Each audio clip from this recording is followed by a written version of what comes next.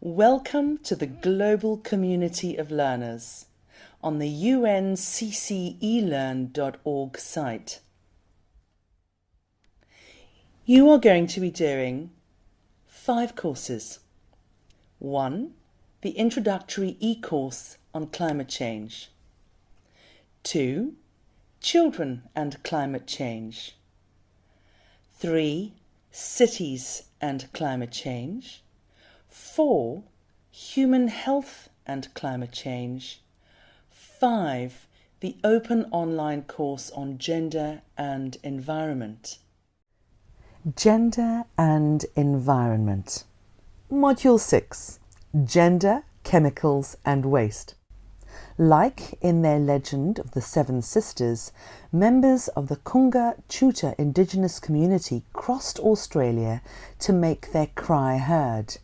Irati Wanti, or poison out.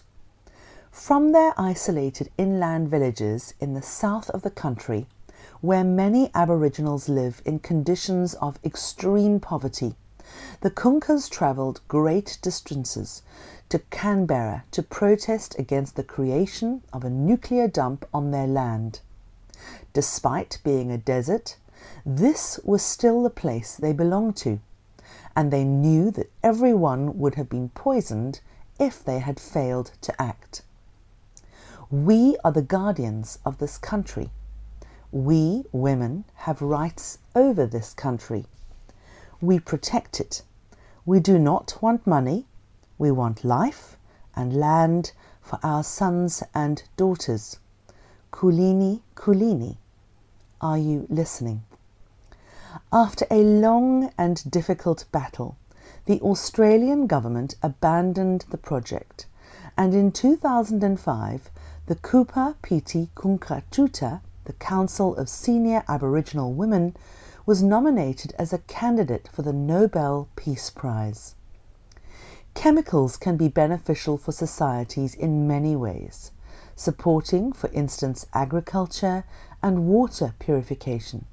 However, if they are not used and managed properly, they can be very harmful and have negative effects on human health and the environment.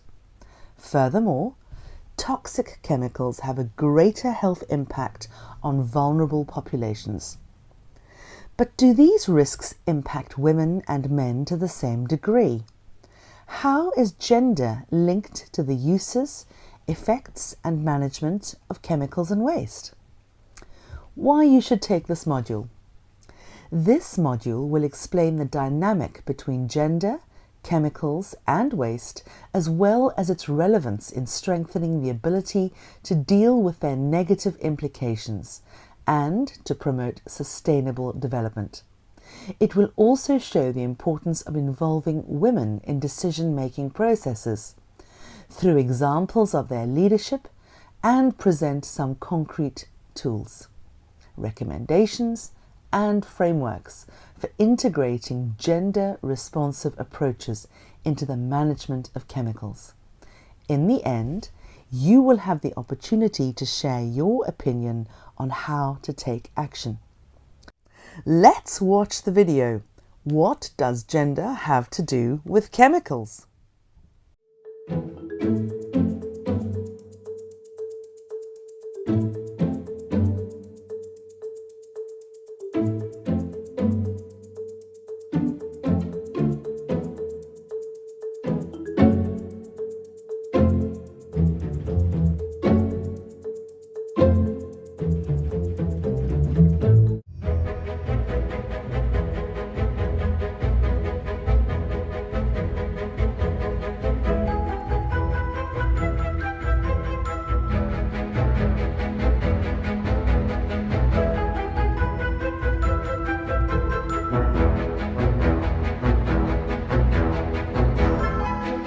Internationally, there are 3 important conventions which deal with chemicals and waste.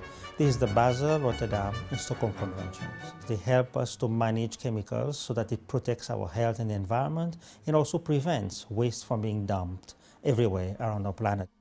In 2017, the parties to our 3 conventions adopted a very important decision on gender, and that is about gender mainstreaming, which means that all the activities that we now implement has to have gender featured in there.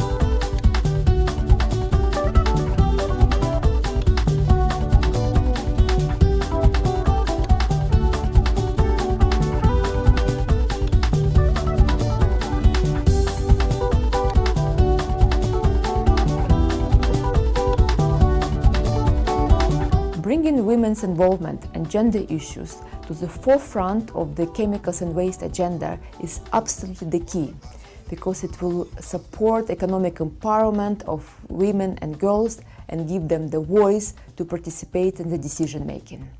Together, we are stronger to detoxify the world from harmful substances and waste for our future generations.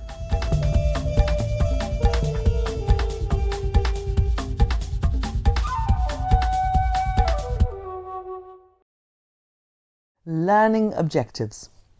By the end of this module, you will be able to describe the relationship between gender, chemicals and waste, identify key international commitments on gender equality and sound management of chemicals and waste, explain how gender equality contributes to sound management of chemicals and waste, provide examples of gender-responsive initiatives on chemicals and waste safety. Overview. 1. What are the links between gender, chemicals and waste? 2. What are the gender differences in exposure to toxic chemicals and what are their health impacts? 3.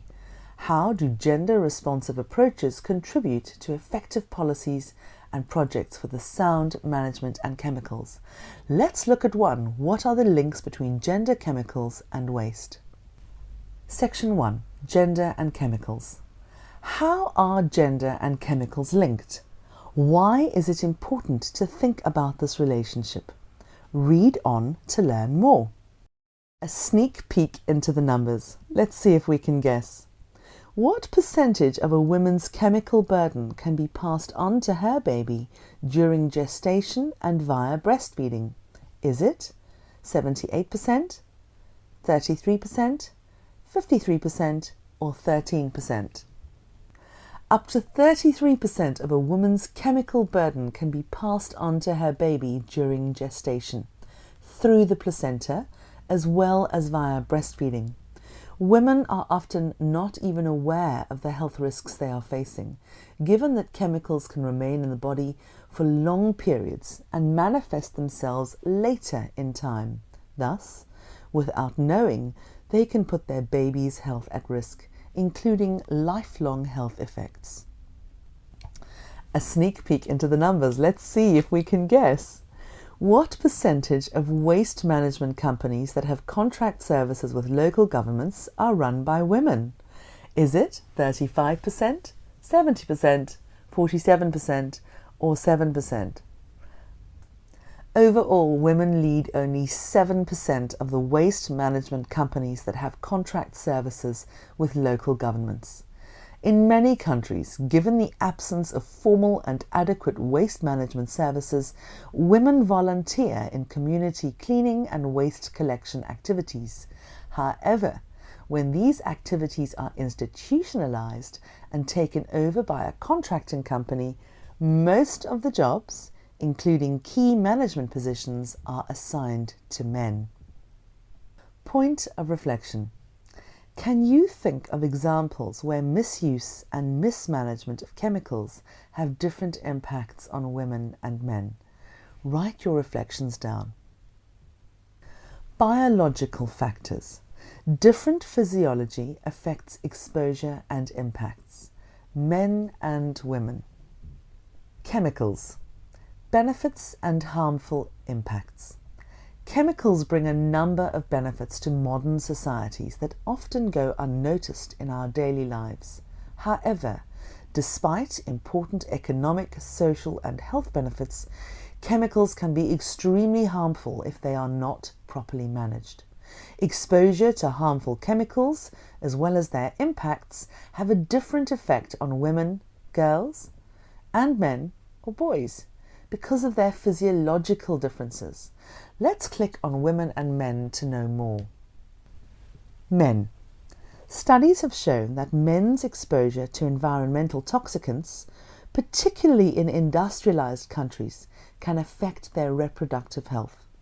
It is estimated that environmental factors linked to the use of chemicals are one of the major causes of more than 76% of male infertility cases.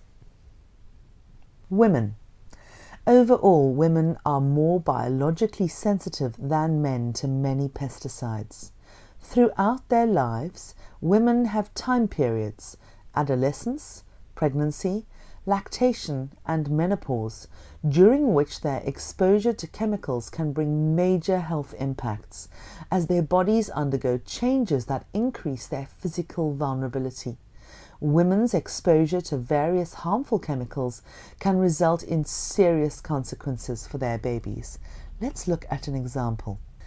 Chemicals transferred during fetal development can cause lifelong harm, such as birth defects and childhood and adult diseases. Adverse effects can also be carried across families for decades. A growing number of chemicals have been shown to exert multi-generational and transgenerational effects. Gender norms and roles. Gender expectations, social norms, household activities, work exposure, decision-making processes. Several social factors, including differences in occupational roles and household responsibilities, also impact gender differences in exposure to toxic chemicals and the resulting health effects. Gender expectations. Due to cultural norms, women are the #1 users of cosmetics and personal care products. These products often include dangerous and toxic ingredients. Women use an average of 9 personal care products each day, exposing themselves to a mixture of over 100 different chemicals. In many cases, due to poverty, lack of social protection, access to information and resources, and their precarious conditions of work, women are more vulnerable to chemical exposure. They are often employed in less valued segments of the economy and informal sectors. They are paid less and do not have as much health protection as men. For example, a large majority of the 1.5 million waste collectors in India are women and girls from socially marginalized groups who are regularly exposed to infectious and toxic materials from open burning. Most cleaning and household management related activities are performed by women, so they are more likely to be exposed to toxic chemicals found in cleaning materials, insecticides, and other similar products. Due to the type of activities they participate in with various industries, from healthcare to small-scale artisanal production, women are exposed to specific chemicals even when they do not directly apply them. For example, women generally represent the majority of workers in the pharmacy and nursing sector, administering care or conducting medical tests. This increases their chances of being exposed to chemical agents used in these procedures. Of 150 national implementation plans under the Stockholm Convention on Persistent Organic Pollutants, only 2% characterize women as agents of change, while 41% consider them as vulnerable, 33% as beneficiaries, and 35% as stakeholders. Key message: human beings are exposed daily to a variety of different chemicals. Biological differences as well as social factors, including differences in occupation and responsibilities within the household, influence the way men and women are exposed to toxic chemicals and their consequent health impacts. As women are disproportionately affected, it is crucial to understand such differences to enhance their well-being. 2. What are the gender differences in exposure to toxic chemicals and what are their health impacts? Section 2. Dimensions of chemicals and waste management and the gender gap. It explains how men and women are affected differently by chemicals in the areas of agriculture, waste, mining, personal care products and cosmetics, and why we need women's and girls' empowerment, access to resources and education, and participation in decision making. Leave no woman behind. Gender inequality and women's exposure to chemicals. Eunice and Josephine used to earn their living in the flower industry in Kenya. They could have coped with their low wages in the grey economy, but the chemicals used to grow the flowers were making them ill. We're going to watch the video to find out about their story.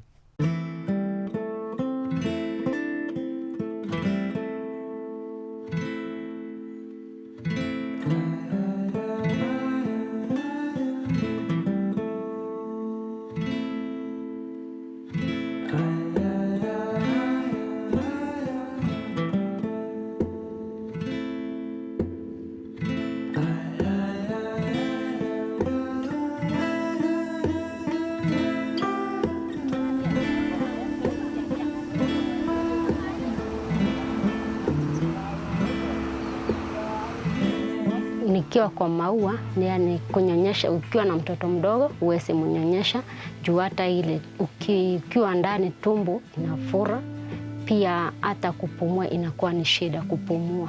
Juu ukipumua unasikia mara saa zingine mbavu, unasikia inauma, pia hata saa zingine hata unasikia kujikuna mwili juu ile.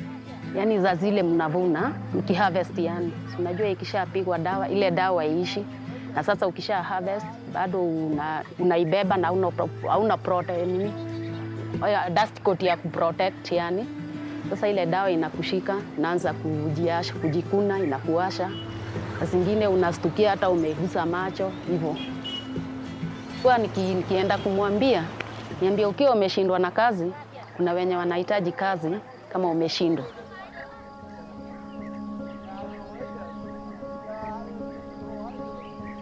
Juu tulikuwa tunaiona iko safi na iko sawa, lakini saa zingine hata ukija nyumbani unalala njaa. Haitoshi. Hiyo pesa ni kidogo, juu saa hii kila kitu ni bei ghali. Haitoshi. Pesa kidogo.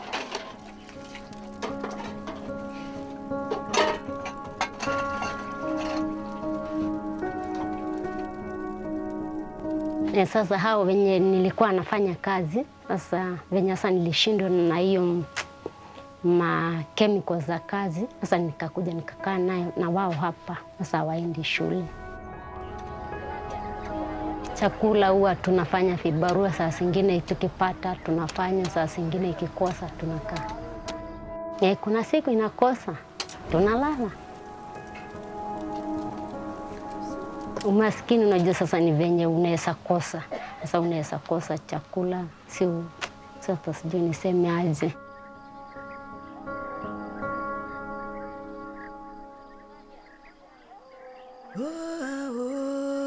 Venye naweza pata kazi yenye inaweza kanisaidia. Mimi ningependa kama ninaweza pata kazi nye tunaweza saidiana, hata watoto wangu wapate kusaidika. Hiyo ndio ningependa.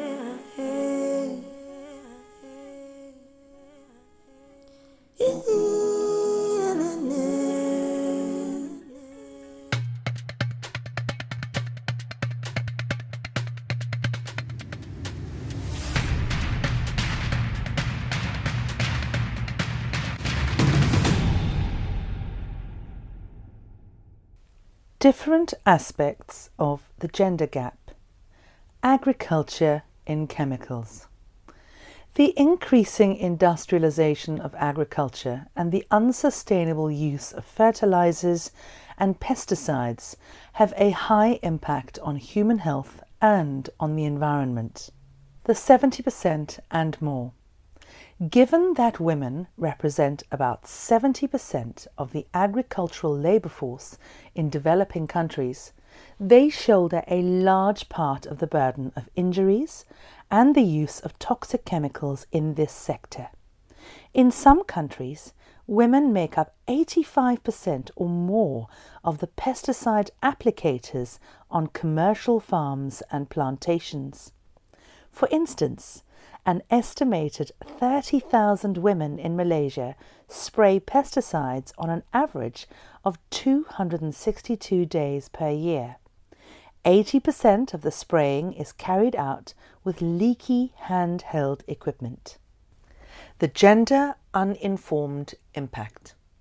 Female farmers and agricultural workers often do not know what kind of pesticides and chemicals they deal with, and how dangerous they are for their health and for the health of their children. For instance, a survey of female rice farmers in Thailand found that women lack basic training in handling pesticides. Furthermore, women and men often have unequal power in the household, and typically men make the decisions about new technologies and strategies for their farms. Waste. Waste contains and releases highly toxic chemicals that may be life and health threatening, in particular for women and children who tend to be responsible for waste management and sorting in their households and communities. Given the differences in the distribution of responsibilities, resources and barriers between women and men, they often have different needs and preferences related to waste management. For example, at home, using local uncontrolled dump sites or carrying out hazardous disposal practices such as open burning of waste represent a risk for women's and children's health, who are typically responsible for dealing with household waste. Community level. In many communities, in the absence of adequate waste management services, women take on the responsibility for community sanitation, volunteering their time and labour to complete tasks such as cleaning, sweeping the streets, and providing primary collection of waste. Waste management services. When cleaning services or waste collection services are contracted to private enterprises or institutionalized, it is often men who get the jobs. There is a general perception in many places that formalized and therefore paid work in waste management is a man's job. This denies women the opportunity to earn a living to improve their position. Mining. What are the health risks of gold miners and differentiated impact? Mining and post-extraction treatment are occupations primarily assumed by men, especially in industrial processes. In these areas, women are more involved in work surrounding the mining, such as the provision of food supplies and amenities. Women are mostly employed in post-extraction work in small-scale artisanal mining, such as cleaning and treating the minerals. Depending on the mineral, numerous chemicals are used in the process. What are the health risks of gold miners? An important chemical used in the gold mining industry is mercury. Mercury is a highly toxic element that can cause damage to the nervous system even at a relatively low level of exposure. This has differentiated impacts on men and women. both men and women can be affected by Minamata disease, a neurological syndrome caused by exposure to high doses of mercury. Differentiated impact. Even when women and children are not directly working in the mines, they are affected by this polluted environment. Women and girls are more frequently in contact with contaminated water due to their domestic work, which includes collecting water, washing clothes, and utensils in rivers and bathing children. Artisanal small-scale gold mining is a means of survival for an estimated 10 to 15 million miners in 70 countries, including approximately 3 million women and children. The work conditions have a significant impact on health. Children are also affected from the moment of conception when women participate in mining activities, as well as when they are taken to the mining areas. In Africa, women represent 40 to 50% of the workers in small-scale artisanal mining and are mostly engaged in post-extraction jobs, which take place in the most toxic environments. Hygiene products and cosmetics. What are the health risks? What are the environmental impacts? Women represent the broadest share of end users for cosmetic products. Therefore, they are more exposed to the chemicals contained in such products, including heavy metals, and suffer more consequences. Mercury and lead are among the chemicals of most concern among the international community, mainly due to their health impacts during pregnancy. What are the health risks? Men and women differ in their physical vulnerability to the use of hygiene products and cosmetics. Gender roles and related social pressure have an impact on the decisions that determine the use of cosmetics and risk-related behaviours. Many studies stress the presence of low-level concentrations of potential reproductive or developmental toxicants, which lack safety data in cosmetics and personal care products such as makeup, shampoo, skin lotion, nail polish. Most cosmetic products do not disclose the presence of hazardous chemicals on their labels, which often include technical language that is difficult to understand for the non-expert. Health impacts range from skin rashes, headaches and asthma to endocrine disruption, cancers, damage to the brain, the nervous system, the kidneys and the liver, fertility effects and stillbirths. What are the environmental impacts? Face scrubs and toothpaste contain microbeads made by petrochemical plastics like polystyrene and polypropylene that cause microplastic water pollution in canals and rivers. The packaging of these cosmetic products is made mostly with plastic, which poses challenges to the environment, including marine environment and its species. P-phenylenediamine, found in lipsticks and hair dye, is a dangerous chemical derived from coal tar that kills animal plankton and other aquatic species.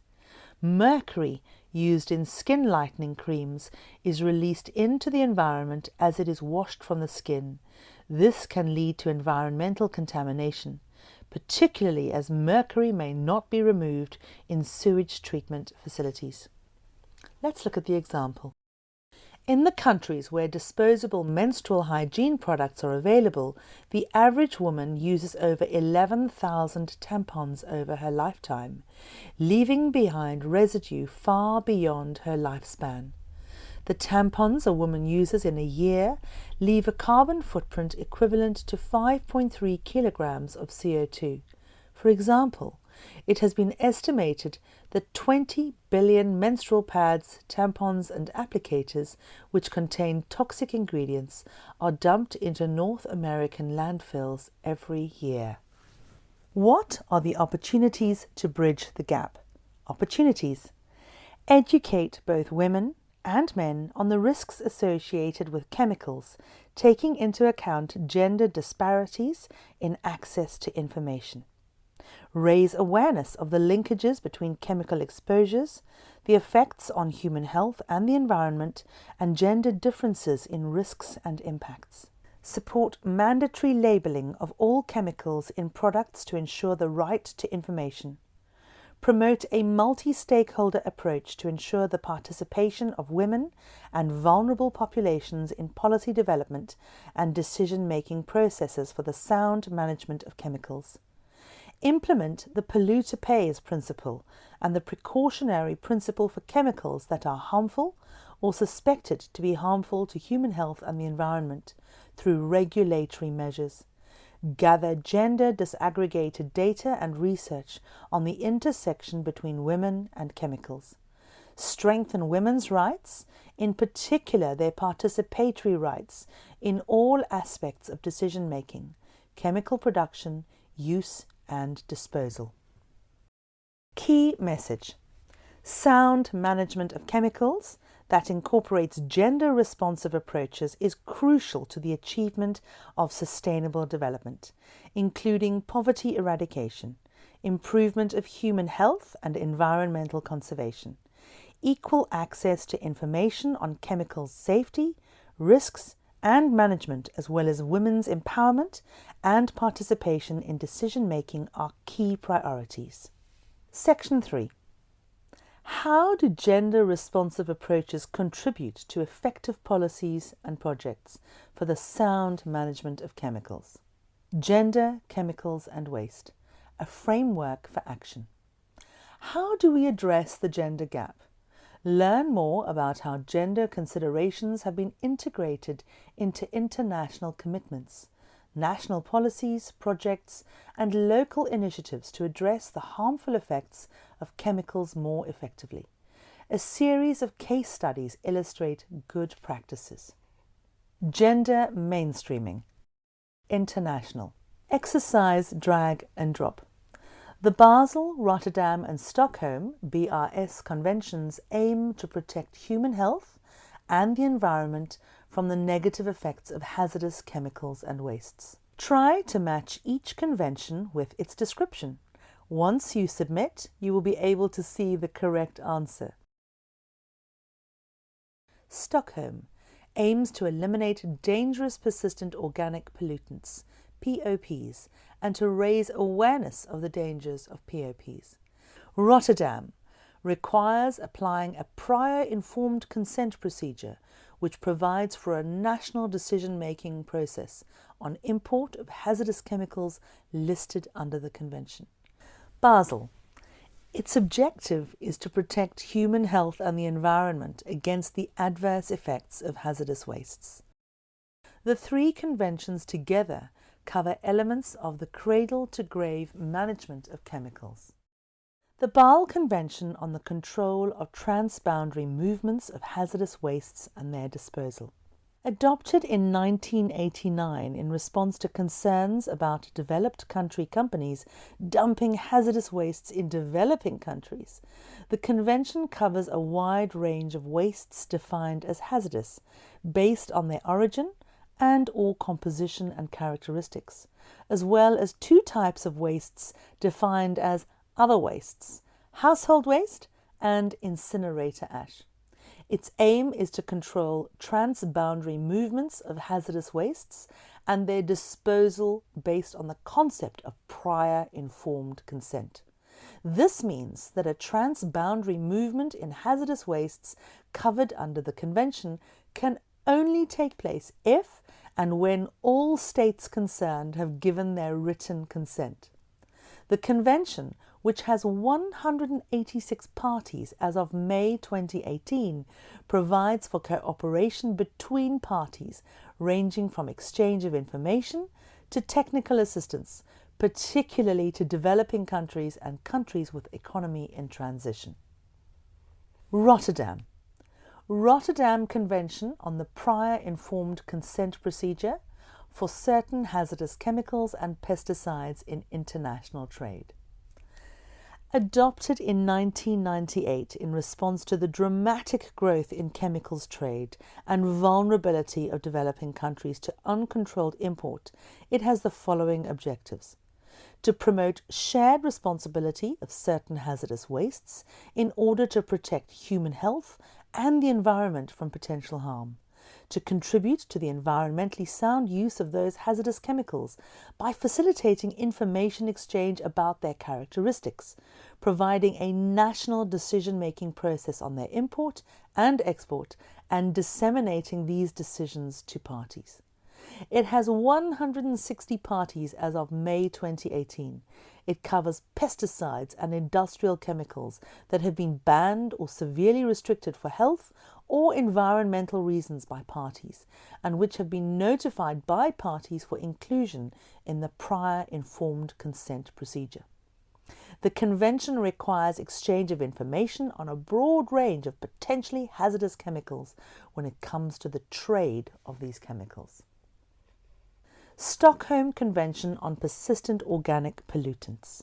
Adopted in 2001 in response to an urgent need for global action on persistent organic pollutants, POPs, chemicals that are persistent and bioaccumulate in fatty tissues and are biomagnified through the food chain. It has the following objectives: to eliminate dangerous POPs, starting with a list of 28 as of May 2018, while supporting the transition to safer alternatives. To raise awareness of the dangers of POPs and promote research to target additional POPs. To clean up old stockpiles and equipment containing POPs. To encourage cooperative efforts among parties through national implementation plans and information exchange amongst national focal points. It has 182 parties as of 24th of May 2018. A sneak peek into the numbers. Let's see if we can guess. What percentage of named focal points, national contacts and designated national authorities to the Bâle, Rotterdam and Stockholm BRS conventions are women? Is it 75, 60, 55 or 34?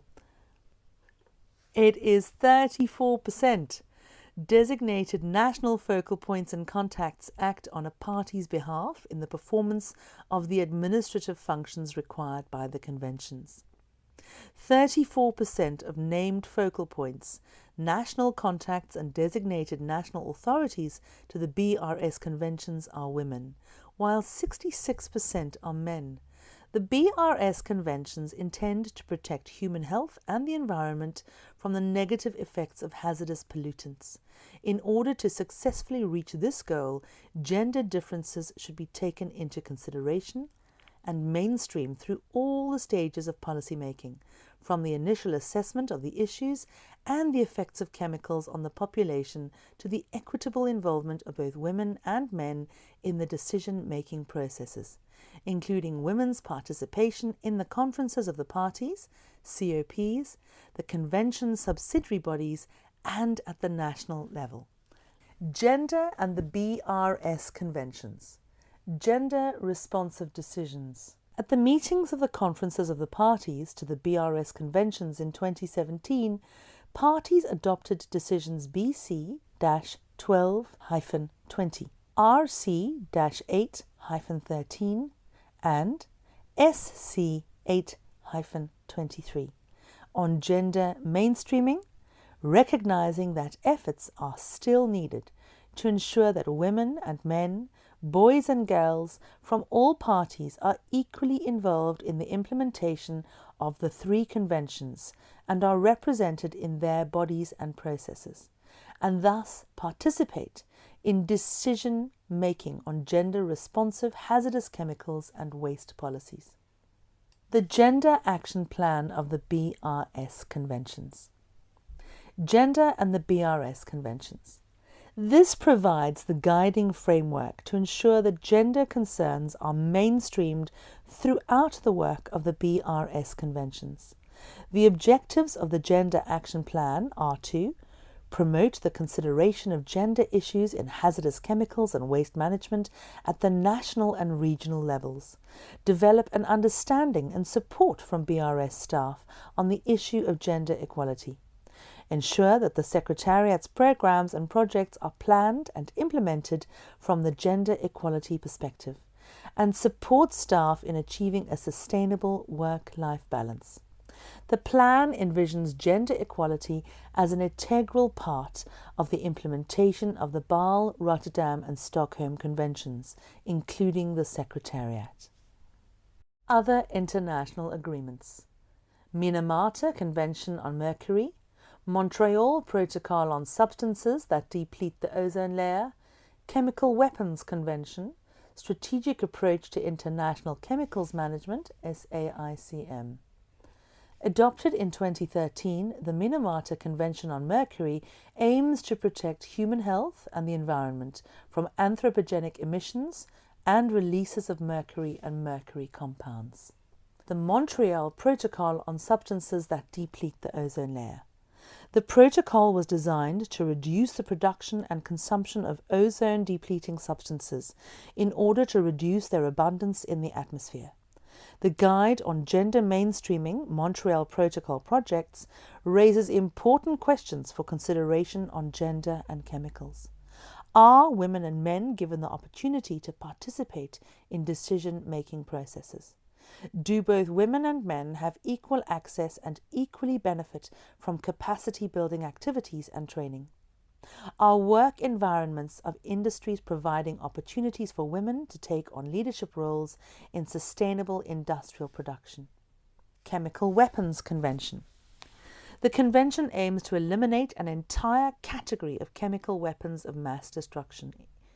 In 2016, the Organization for the Prohibition of Chemical Weapons (OPCW), the implementing body for the convention, launched the Symposium on Women in Chemistry that aims to illustrate the strength and depth of the contributions of women in chemistry, raise awareness of capacity development for women in chemistry, and promote international solidarity and cooperation in this regard.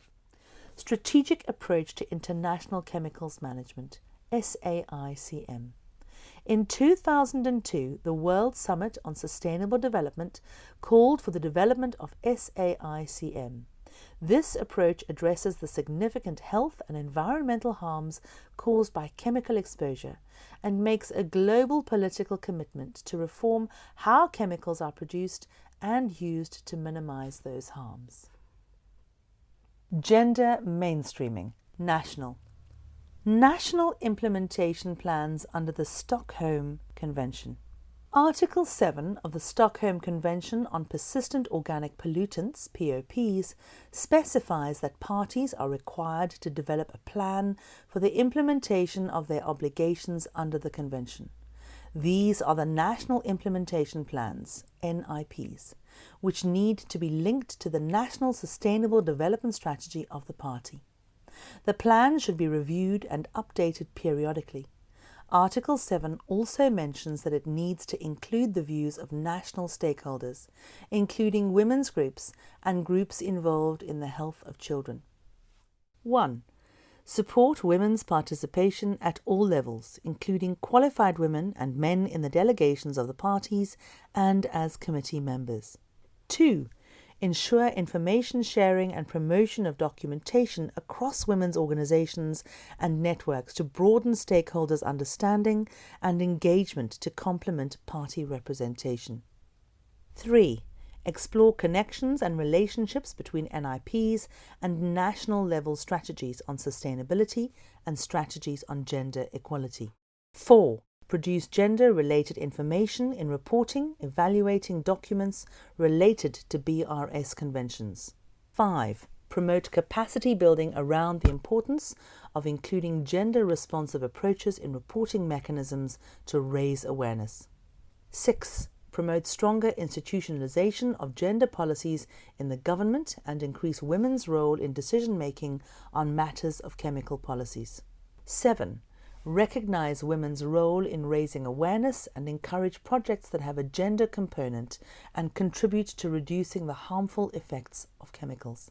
For example, in Nigeria, women are already involved in campaigns for waste reduction, as well as in the banning of lindane in children's lice shampoos and of skin bleaching creams that contain mercury. Exercise. Mix and match the countries with their NIP example. we have to connect Morocco, Botswana and Pakistan with the following. This is the correct association. Morocco includes the sensitization of women and other groups regarding POPs as an indicator of its initial NIP. Botswana acknowledges in its NIP that women's participation in traditional meeting places is minimal, and thus other outreach strategies need to be adopted so they can freely interact and fully participate in the decision-making process. Pakistan incorporates an activity to develop and implement strategic interventions to address the capacity needs of women's groups, among others, and facilitate awareness-raising activities. Let's continue. Gender mainstreaming, local. How do you take gender into consideration in a project? Example.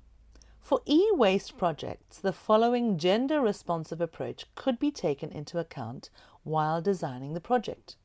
Click on the numbers to access the questions. Are women part of decision-making on e-waste management at the governmental level? 2. Do women play a role in e-waste collection, recycling and management? 3. Is there data on e-waste toxic exposure on women and men at the country level? 4. Are there women's organizations involved in e-waste management and recycling issues? 5. Will it be useful to organize workshops for women on e-waste artisanal recycling and toxic chemicals exposure? 6. Is there gender disaggregated data on the percentage of those involved in low-paid, unsecure and unskilled labour positions in the country? Point of reflection. Can you think of 2 other questions that can be helpful for considering gender aspects in a project? Write those down. Good practices at the local level. We're going to click on the pins to access case studies of gender-responsive projects and initiatives. Plastic waste, Nigeria. Community-based recycling schemes. Issue. Plastic contains chemicals that are harmful to human health, such as hormone-disrupting and carcinogenic biphenyl A and phthalates. When burned, plastic emits dioxins, POPs. Plastic is also one of the great global pollutants. In Nigeria, this represents a significant issue as the country has not yet started to ban one-time use of plastic bags and bottles. Action. Bilikis Abiola is a female entrepreneur who has created WeCyclers, a social business that consists of a network of community-based recycling schemes in different Lagos neighbourhoods. WeCyclers provides incentives to households to select their waste by separating plastic, cans, paper and glass. A WeCyclers employee visits households on a trolley bicycle, collects and weighs the bags of waste, and gives the household a stamp for each bag collected. When enough stamps have been collected, the household is rewarded with the possibility of choosing free goods from a set of gifts offered by the organization. Impact. Women are the main social beneficiaries of the initiative. They generate value from their waste while contributing to preserving the environment by promoting the local recycling industry. E-Waste India.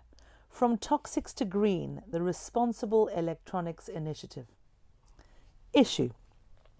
In many countries, such as India, people living in poor and vulnerable conditions sometimes resort to waste picking in exchange of small earnings. E-waste, which can be easily found in dump sites in urban areas due to the lack of dedicated collection systems, provides opportunities to find valuable components that can be reused and resold. A significant share of e-waste pickers include women and children. In the process of e-waste collection, they are particularly exposed to toxic chemicals, including dioxins and furans. Action.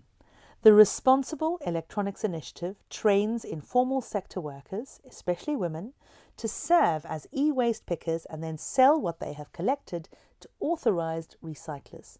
the initiative aims at promoting more dignified livelihoods for poor people and preventing e-waste mismanagement. Impact. Through economic empowerment and the formalization and regulation of the waste picking activity, the livelihoods of e-waste collectors have improved. In addition, environmental benefits have been promoted as the initiative prevents e-waste from being burnt and poorly recycled.